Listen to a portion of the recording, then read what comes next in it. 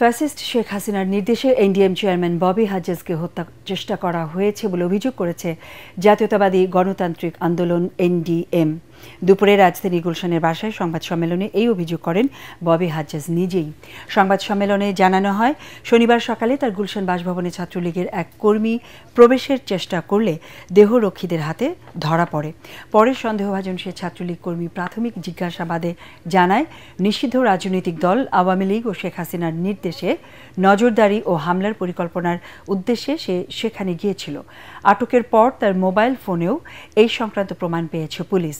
এই ঘটনাকে আওয়ামী ফ্যাসিবাদের ঘৃণ্য চক্রান্ত হিসেবে আখ্যা দিয়ে তীব্র নিন্দা জানানো হয় সংবাদ সম্মেলনে। বাসায় আক্রমণ করতে চেষ্টা করেছে, আক্রমণের আগে আমরা ধরতে পেরেছি।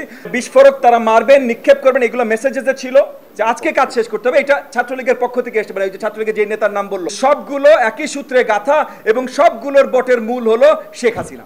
নুরুল হক নুরুর উপরে যে নৃশংসভাবে আক্রমণ হয়েছে, সেই জায়গাটায় কারোর কোনো পতিত স্বৈরাচারের কোনো হাত ছিল না, এটা চিন্তা করে নেওয়াটা হয়তো ভুল হতে পারে। এই জিনিসটা খোদ শেখ হাসিনার কাছ থেকে এসছে, কারণ শেখ হাসিনা এই দেশের নির্বাচনকে প্রশ্নমুখী করতে চায়।